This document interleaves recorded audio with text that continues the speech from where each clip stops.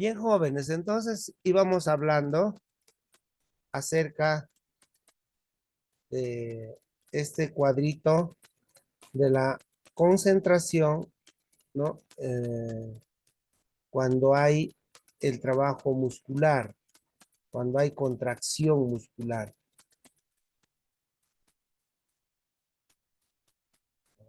Están uniendo todos. Bien, entonces, todo trabajo muscular secreta o crea pues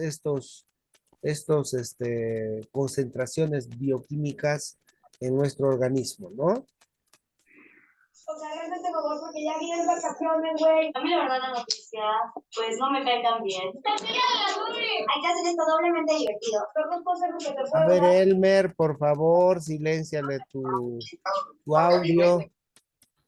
Bien. Entonces, un cambio significativo para la transformación de un tipo de fibra a otro. Si bien el entrenamiento no puede conseguir modificar sustancialmente lo genéticamente establecido, en la relación a la proporción de fibras 1 y 2, sí que se han descrito cambios significativos dentro de la tipología 2. Así, las características de las fibras 2A y 2X son muy influenciables por entrenamientos específicos, pudiendo adoptar perfiles diferentes en función de los estímulos recibidos. Según López y Fernández en el 2006, plantean esto. ¿Qué quiere decir? Quiere decir que la genética es una cosa que muchos profesores de educación física, que a veces tienen conceptos equivocados, ¿no? Creen que los deportistas vienen ya determinados genéticamente. López y Fernández plantea y dice que esas fibras o los tejidos, ¿no? De contracción y sobre todo el 2A y 2X son muy influenciables por entrenamientos específicos, pudiendo adoptar perfiles diferentes en función de los estímulos recibidos. ¿Qué quiere decir eso? Que no todos los deportistas van a venir genéticamente determinados. No es que tiene que ser hijo de deportista para que este niño o esta persona destaque en el deporte. Entonces, según estudios, nos dice que las fibras 2A y 2X se adaptan, se influencian por los entrenamientos y pueden adoptar perfiles diferentes en función de los estímulos recibidos. Entonces, por eso decía con mucha razón eh, Albert Einstein, decía, para destacar en alguna disciplina, el 2% es genética o es eh, que ya se viene determinado. El 98% es esfuerzo, es trabajo. Entonces, no hay algo que nos pueda decir científicamente, no está comprobado, de que los deportistas ya vienen eh, determinados genéticamente. No, sino que el constante o la constante del entrenamiento puede adaptar que su organismo tenga una buena adaptabilidad a algún deporte. Eso es lo que nos quiere decir el señor López y Fernández en el 2006. ¿Cuál es la estructura? A ver, vamos a Gracias. darle la palabra a Walter. Adelante, Walter. Gracias, Lick. Sí, usted hablaba de la genética, ¿verdad? Y yo en algún momento consideraba igual que la genética ya venía definido, pero considero que no es así. Al contrario, pienso que el ser humano ya define durante su etapa de vida si realmente va a desarrollar, digamos, la parte de la anatomía quizás muscular. Entonces, eso, ahora mi pregunta era, Lick, no sé si está dentro de su conocimiento. Alguna vez algún docente decía, ¿no? Que en el número de carnet, los números de específicamente de la serie, donde indican dígitos entre 2 3 y 4 también influye en lo que es la fisiología de la persona. No sé si alguna vez escuchó eso o está dentro de su conocimiento, Lick. Eso quería comentar. Gracias, Lick. Gracias, Walter. La verdad me sorprendiste con esta pregunta. No sé si algunas características psicológicas, fisiológicas, puede estar en tu carnet. No sé de eso, desconozco completamente. Pero creo que para mí esto no es posible. ¿Por qué? Porque primero vas al CEGIP, aquí estamos hablando del país. Lo único es que te piden tus datos, con un carnet o con un certificado de nacimiento, listo, te hacen tu carnet y de dónde podrían sacar la numerología, ¿para qué? Para que te puedan dar esas características de repente de personalidad o de alguna característica fisiológica tuya, ¿no? No sé. Doctor, Más adelante, Daniel Guaywa. buenas noches, licenciado, perdón. Lo que se refiere al compañero es a la dermatoglifia y deporte, ¿no? A las huellas digitales que muestran las capacidades deportivas. Prácticamente no es el carnet, son las huellas. Es un estudio ya realizado, ¿no? En Europa. La ciencia se llama dermatoglifia. Entonces, a través de las huellas digitales pueden determinar qué capacidades y habilidades tenemos en el deporte. Ah, bueno, puede ser por la cuestión deportiva, pero bueno, también desconozco eso, ¿no? Yo sé que cada uno de nosotros tenemos las huellas dactilares únicas, no se pueden repetir. Pues eso es 99.5% que las huellas digitales son únicas y nadie puede repetir tu huella digital, así sea tu gemelo. Pero que ahí esté también escrito algunas características deportivas, puede ser como que no. No niego ni afirmo, porque yo desconozco la verdad, ¿no? Entonces, ¿qué les puedo decir más? Gracias, Daniel, por tu aclaración. De repente ya en Europa hayan tenido ese privilegio de hacer este tipo de selección. Podría ser, pero sabe, hasta aquí en Bolivia, hasta en el año 2014, 15, todavía seguía enseñando, por ejemplo, la teoría lombrosiana para la victimología. Y no nos olvidemos que Lombroso pues estudió la antropología del criminal por los años 35 hasta el 45. Entonces, para Lombroso, por ejemplo, por las facciones de su cuerpo del criminal, él determinaba, por ejemplo, que el criminal tenía una frente muy muy prominente, muy grandaza, o sea, bastante ampulosa. Su mirada supuestamente era muy agresiva. Su quijada también era casi redonda, no era como el europeo caído, y de unos pómulos bastante sobresalidos, con una nariz también ancha, típico del negro norteamericano o del indígena norteamericano.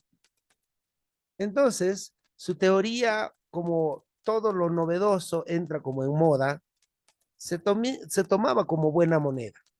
Pero hoy, aquí, ya con la introducción de la nueva ciencia, de la imagenología, porque ahora con el estudio de los positrones puedes estudiar el cerebro. Entonces, por eso la neuropsicología está avanzando a pasos agigantados, ¿no? Entonces, no nos vayamos a confundir con esas teorías como que lo hizo Lombroso. Aquí en el colegio o en la academia de policía todavía se seguía enseñando eso. Pleno siglo XXI, 2014, 2015. Bueno, ahora no sé si seguirán, pero en verdad muchos policías tenían como referente a Lombroso, ¿no? Entonces hoy la neuropsicología ha avanzado tanto, hay otros estudios ya más complejos, más completos acerca de la determinación de ciertas actitudes deportivas, intelectuales, artísticas, todo eso. Bien, no sé si por ahí alguien creo levantó la mano. No. ¿Alguien tiene alguna pregunta? Vamos a seguir entonces con nuestra clase. Bien, chicos, que pregunten esto. A ver, Lick, gracias por la aclaración. Y sí, quizás mi pregunta la he planteado de una manera diferente. Es verdad, era por las huellas. Pero como usted dice, no, Lick, no sabemos si es una ciencia cierta, pero bueno, ahí está la cosa esa. Gracias, Lick. bien.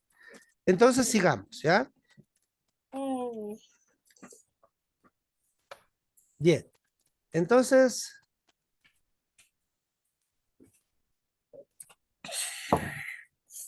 la estructura del músculo esquelético.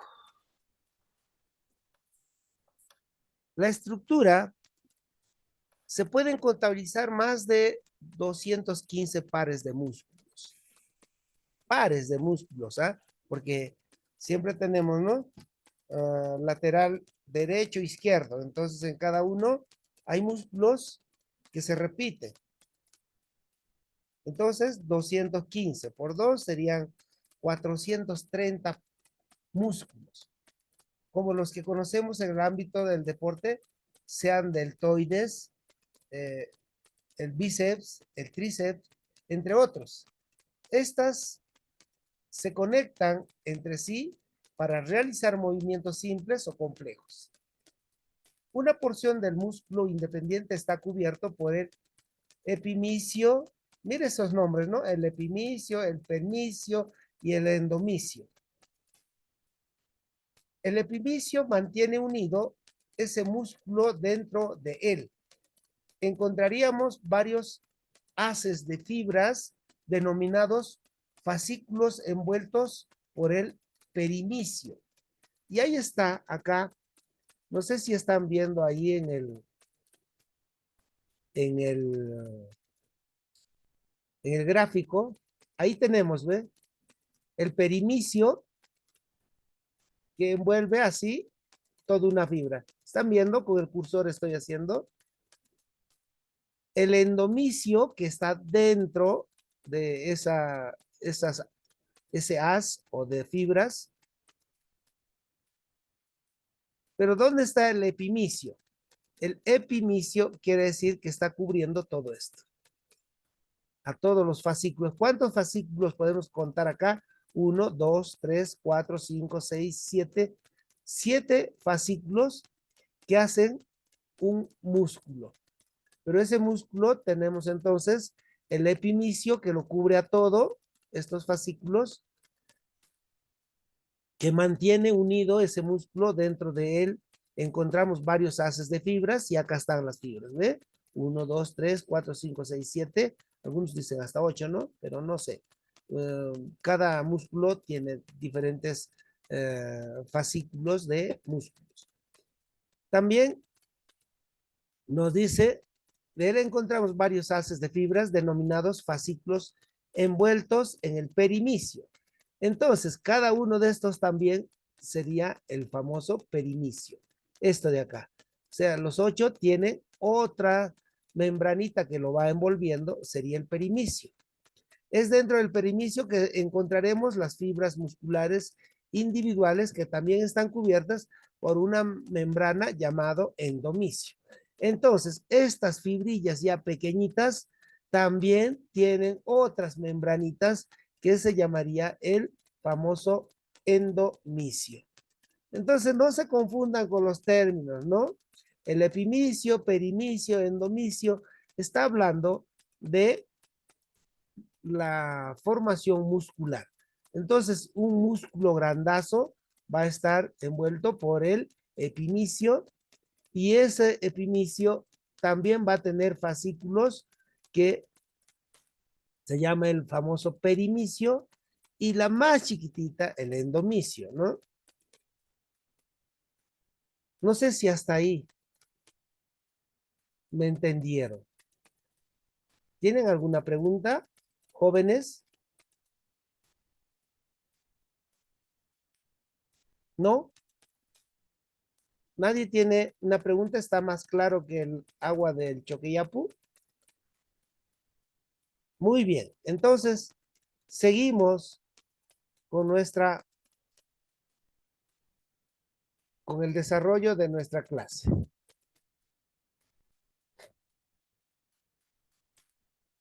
Ay.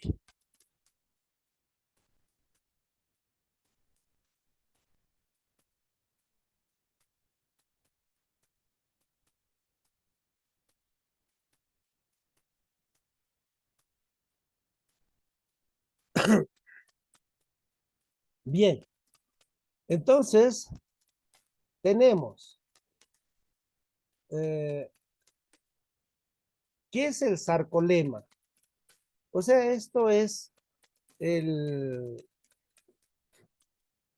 mecanismo del músculo, como al contraerse, la contracción muscular lleva a que cada uno de nosotros, por ejemplo, perdón, ya. A ver, se me está escuchando, ¿no? Hola. ¿Se me escucha? Sí, doctor. Sí, Lisa. Ah, ya. Pero se ha cortado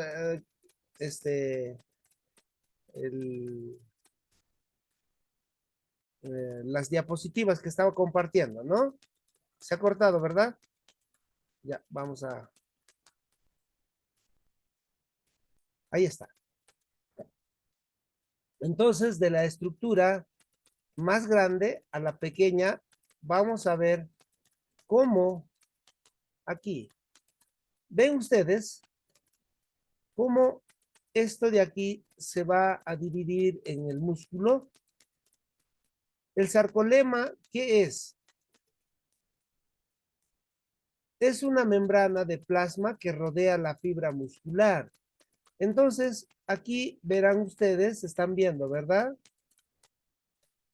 Vamos a sacar un ratito esto. Esto de aquí, que estoy marcando con el cursor, se llama el retículo sarcoplasmático. Entonces, esto es el tejido de lo que llamamos el sarcolema. Es una membrana de plasma que rodea la fibra muscular. Dentro de esta podemos encontrar subunidades muy pequeñas, aparte de las miofibrillas.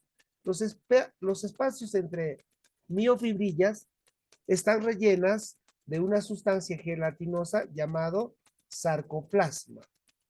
Quiere decir que esto de aquí, esto tiene otra sustancia que parece una gelatina que se llama el famoso sarcoplasma.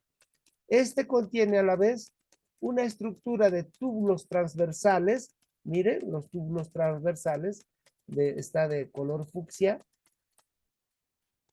que permiten una rápida transmisión de los estímulos nerviosos. Por ahí va a recorrer los estímulos nerviosos. Y también sirven como camino para las sustancias transportadas hasta las fibras musculares. Además, en las fibras musculares se puede encontrar una red de túbulos longitudinales llamado el retículo endoplasmático. Entonces, mira, el retículo endoplasmático, cómo son que rodean todo esto. Todo el tejido el tejido muscular, el tejido fibroso. Ahí en el tejido, en el retículo sarcoplasmático, donde se deposita el calcio para la contracción muscular. Entonces ahí se van a depositar el famoso calcio. El ciclo de la contracción. Miren ustedes, estas haces de las fibras musculares, ¿cómo van? Desde lo más grande hasta el más pequeñito. Imagínense ustedes, agarran su escoba esa de pajita, cómo cada uno de esto haría como una pajita, ¿no? Pero, ¿cómo se contrae? Se contrae porque hay las microfibrillas, son elásticas, entonces empiezan a hacer el trabajo. Pero esto no es tan simple. No es tan simple, pero cuidado, yo sé que acá ya se están aburriendo. Dice, pero ¿para qué voy a estudiar todo esto? ¿Acaso yo voy a ser fisiólogo, voy a ser médico? No, esto es por cultura general. Ustedes van a saber, por ejemplo, cuando van a dirigir a sus deportistas, le dice, profesor, ya no puedo, ya me duele. Entonces, de inmediato ustedes van a decir, ¿qué está pasando con este ciclo de su contracción muscular? ¿Puedo seguir o parar ahí nomás o exigirle más? Y algunos, por desconocimiento, exigen. Y esos son los cavernarios de los cuarteles. A veces no conocen ni pizca de esto, entonces empiezan a castigar a los que ellos llaman a sus sarnas y los puede dejar en un estado bastante fuera del agotamiento. Y por eso que se produce esos abusos a veces hasta de los soldaditos, ¿no? Entonces, pero ustedes no van a llegar a eso. Ustedes van a trabajar con chicos que van a hacer deporte. Entonces, el ciclo de la contracción muscular, miren, potencial de acción muscular, determinación interna de la despolarización a través de los túbulos, liberación del CO2 del retículo, ¿qué dijimos? Sarcoplasmático, ¿no es cierto? De esto. Entonces, del retículo sarcoplasmático y difusión o difusión a filamentos finos y gruesos. Luego viene la unión del CO2 más, o sea, la unión de calcio con 2 iones a la troponina presente en filamentos finos. Mire, todo este ciclo que es complejo. Yo sé que ya se están aburriendo ustedes, ¿no?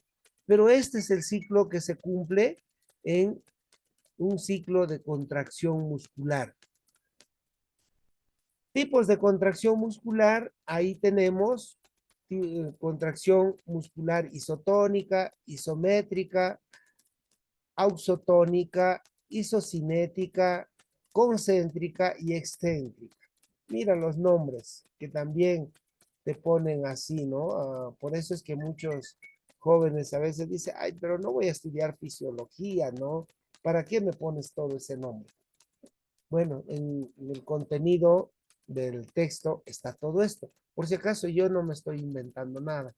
Está dentro del texto. Ya, ustedes lo van a leer y van a ampliar un poco más. Entonces, la contracción isométrica, cuando la carga que tiene que desplazar el músculo es tan grande que impide su acortamiento. La tensión en los extremos del músculo varía con la contracción, pero el músculo no se acorta. Mire aquí cómo está levantando 50 kilos y ¿qué hace el músculo? El músculo está relajado. Y aquí, cuando ya empieza a alzar esto, el músculo contrayéndose de la misma longitud a mayor tensión. Mira cómo se va, como que esto es un poquito más largo y acá se va acortando, pero la tensión es mucho más. La contracción isotónica, esta es la isométrica y esta es la isotónica. Cuando la carga que tiene que desplazar el músculo no es lo suficientemente grande para impedir su acortamiento, la tensión en los extremos del músculo no varía. Está casi igual, ¿no es cierto? Entonces a esto le llamamos contracción isotónica. Entonces aquí tenemos la ausotónica, la isocinética, la concéntrica, la excéntrica. Todo eso no lo vamos a ver uno por uno porque, mire, ya falta un bloque más y recién estamos en qué, apenas en la página 20 y faltan 50 páginas que tenemos que recorrer. Los sistemas energéticos del deporte. El deporte es una actividad dinámica que requiere pues de esfuerzos de diferentes magnitudes. Existen deportes con acciones de corta duración, de larga duración, que requieren explosividad, control y precisión, intermitentes, entre otros. Estas acciones motoras, representadas en el movimiento del deportista, requieren de energía para su ejecución, el músculo esquelético, y ese músculo esquelético nos va a producir todo este ciclo. Mire, una molécula de ATP se compone de adenosina. ¿Qué es el ATP entonces? ¿Qué es una molécula de ATP? A ver, preguntaré por ahí. A ver, le preguntaremos a Daniel.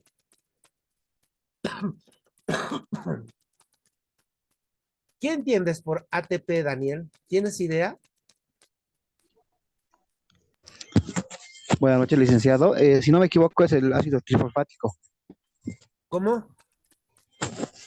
¿Se me escucha, licenciado? Sí, Buenas sí, noches. te escuché, sino que me dijiste rápido. Si no me equivoco, es el ácido trifosfático. Correcto, gracias. Trifosfático.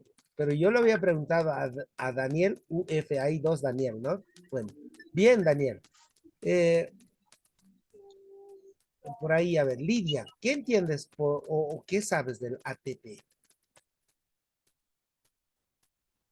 Licenciado, buenas noches. El compañero creo que tiene razón.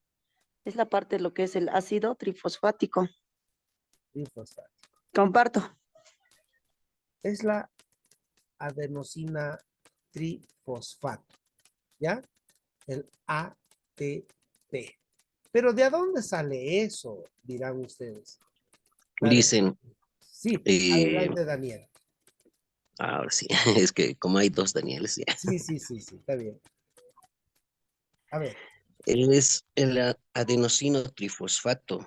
Está formado por una base de nitrogenada, si no me equivoco, y nace del azúcar.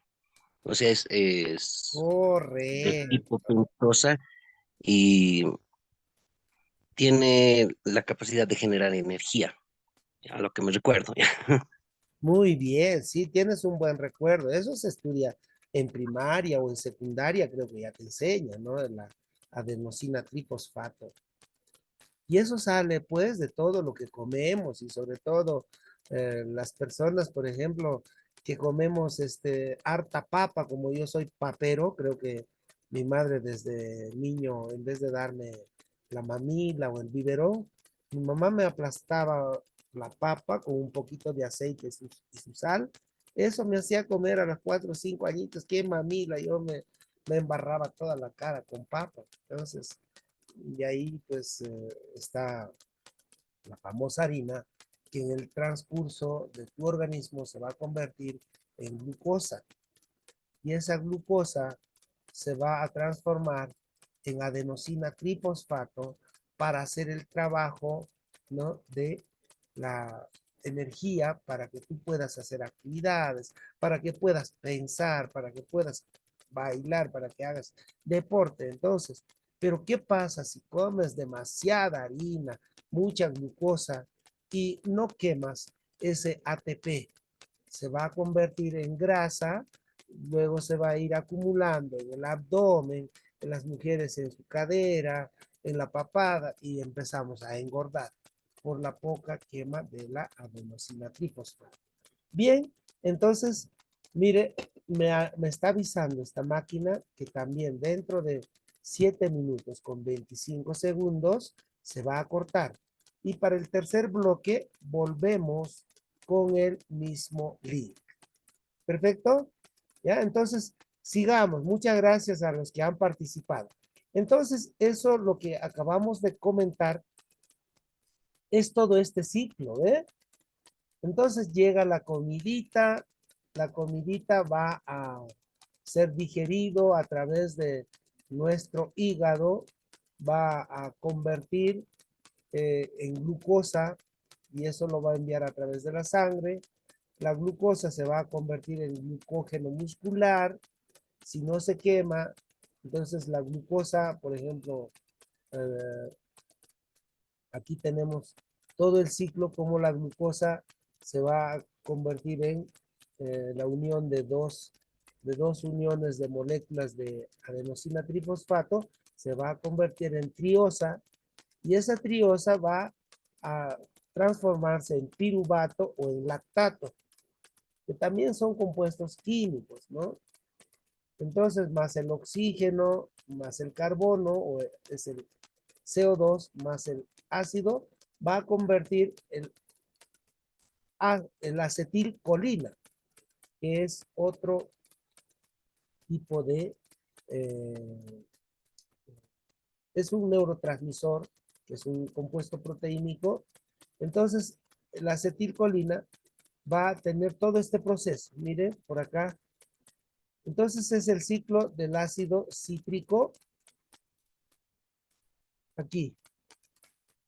Entonces, toda una cadena. Por eso dice una molécula de ATP se compone de adenosina, una molécula de adenina unida a una molécula de ribosa. Adenina, ribosa, entonces va a formar la adenosina. Combinada con 3 grupos de fosfato o también simbolizado con PI o pi, inorgánicos. Cuando la enzima, la ATP, o sea, la adenosina trifosfato, o ATPasa también se llama, actúa sobre ellos, el último grupo fosfato se separa de la molécula ATP, liberando rápidamente una gran cantidad de energía, 7.6 calorías por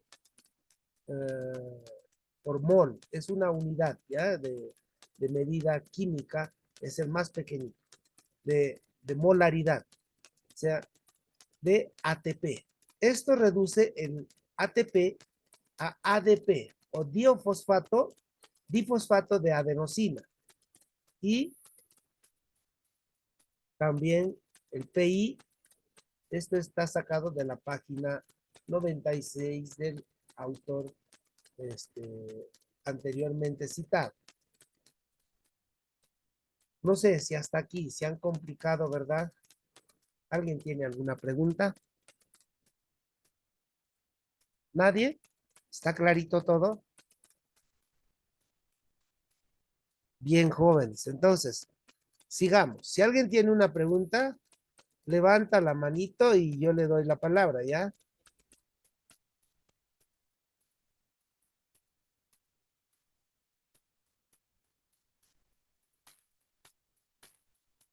Ya. Entonces, aquí está el otro mecanismo oxidativo también. Entonces nos dice la vía aeróbica de la oxidación. El entrenamiento deportivo ha evolucionado hacia una mayor sofisticación a consecuencia, en parte, del soporte de especialistas del deporte y científicos. Actualmente existe una base de conocimiento sobre el deporte más desarrollada, que se refleja en los aspectos metodológicos del entrenamiento. Las ciencias del deporte han evolucionado pasando a ser empíricas a científicas. Entonces, mire, todo la vía aeróbica o sistema de oxidación. ¿Cómo se produce esto? Aquí está la digestión, síntesis anabólica y degradación catabólica. O sea, cómo después de la digestión pasa esto a tu estómago, del estómago pasa al duodeno, después del duodeno empieza a recorrer por el intestino delgado y ahí se van reabsorbiendo a través de los vellos intestinales. Luego de ahí, degradación u oxidación. O sea, a través de los vellos intestinales pasan todo lo seleccionado a través de la sangre, llega al hígado, el hígado lo va a enviar a través también de la sangre a otros órganos como los músculos para que ahí el ATP se queme, se combustione y luego esa combustión a través de la oxigenación van a sacar las células ya, o sea, mejor dicho, los organismos o los químicos que ya han sido quemados, que se convierte en CO2, mejor dicho, en anhídrido carbónico, lo saca a través de la hemoglobina, o mejor dicho, del compuesto de los glóbulos rojos, y a la vez que lo va a oxigenar. Primero lo oxigena y al retorno la sangre va a sacar el famoso anhídrido carbónico. O sea, esa combustión que ha hecho el famoso ATP. Pero no solamente ya como ATP, sino como difosfato, ¿no? de adenosina. Entonces, todo esto es el mecanismo que se va haciendo y esto le llaman el ciclo de Krebs. Vamos a ver el ciclo de Krebs, que también espero que no se me mareen, espero que... Mira, se va a cortar en un minutito. Volvemos con el mismo link, por favor, ¿ya? Adaptación al proceso de entrenamiento. Efectos del entrenamiento deportivo.